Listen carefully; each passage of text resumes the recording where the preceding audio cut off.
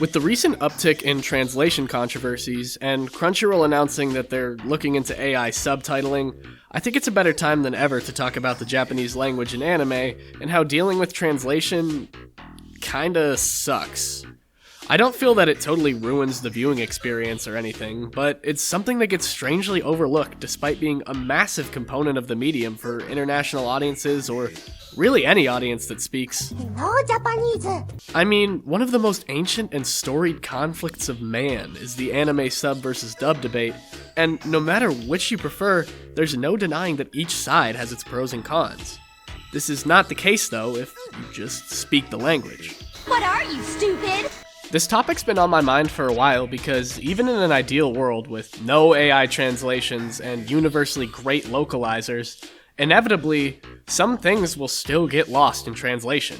Think of an example from any of your favorite English shows. Slang, wordplay, the very way the delivery of a particular part of a sentence is emphasized, it all matters. And this isn't even to mention the effects of growing up in a totally different cultural context. For somebody who takes a little bit too much of an interest in anime, I can't ignore the idea that maybe anime might just be worse for me because of translation. It might not even be worth my time. Okay, well maybe that's being a bit dramatic and stupid, but the idea that I may be consuming an inferior version of these shows is bothersome, because anime actually means a lot to me. Oh my god. And I wonder if any of you guys out there can relate to my frustration. So let's just dive right into the thick of things. I'd personally go so far as to say that I, in part, owe the person I've become to watching Neon Genesis Evangelion growing up, so I don't mess around with not being able to understand it as intimately as possible. Eva is a series with effort put into every little detail, so knowing I'm only getting a vague impression of the dialogue is a hard pill to swallow. But this issue becomes even more prominent when talking about something like, say, Monogatari. A soon-to-be 100-episode-long yapfest of characters exchanging witty banter allegedly lined with exceptionally intricate wordplay.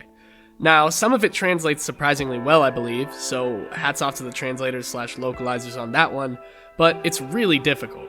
Here's a brief and very clear-cut example of wordplay that there's just no way to translate.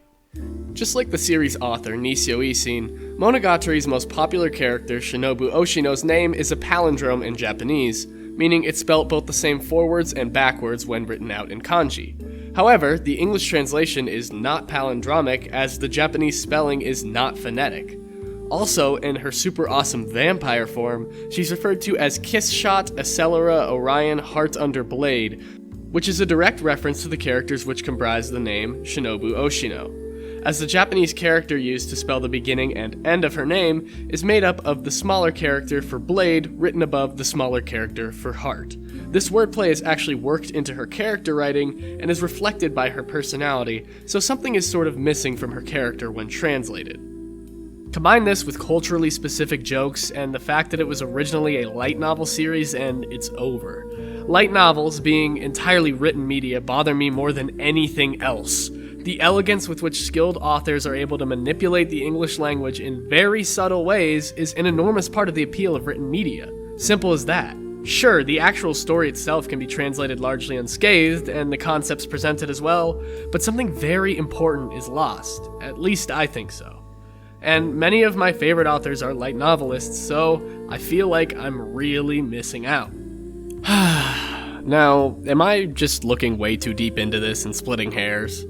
Am I truly letting anime trap me in a degenerative cycle instead of having it motivate me into becoming a more well-rounded person?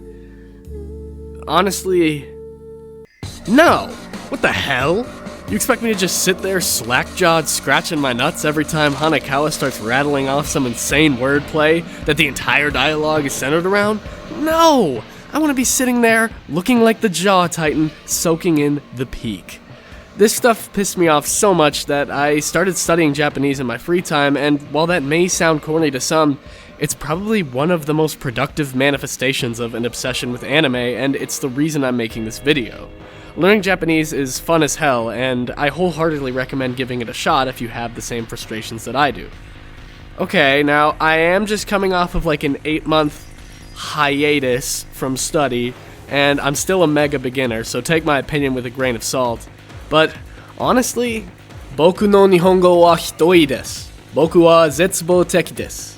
At the end of the day, there are so many reasons to love a given anime, and the subtle wordplay is almost never among the most prominent, but knowing you're missing out on something always sucks. I don't want to speak too soon about the joys of learning language, considering I've been slacking, but I truly believe that starting to learn Japanese, even if you start small, is a really neat skill to have and a good use of your time, especially if you're an anime fan and want to get right to the source. A few people I know started learning Japanese because of anime and grew to love it just because it's plain interesting and hugely satisfying to learn a language. I think it sits at a cross-section between legitimate productivity and enhancement of anime, which has made it very much worth it for me thus far. Even with my limited knowledge, it makes things more enjoyable. But that's not to say it isn't without its downsides. Somebody I talked to about this topic mentioned feeling frustrated with subs and their inaccuracies after he learned the basics of Japanese, a problem he didn't have beforehand. So, if you don't share the same frustrations as me already, maybe that's a downside worth considering. In general, I would recommend it, but only if it's not something that would seem like a chore to you. This is entertainment after all. It's important not to lose sight of that. I started writing this video to air my frustrations about translation, but in the process I started studying again, and it kind of makes up for everything. It's so fun, and even if you just learn a few words, it's weirdly more satisfying to watch subs in my opinion. Also, if you start learning Japanese, you'll immediately see why AI subs are a terrible idea. Point is, if you have similar gripes, you may be able to remedy them with just a bit of study.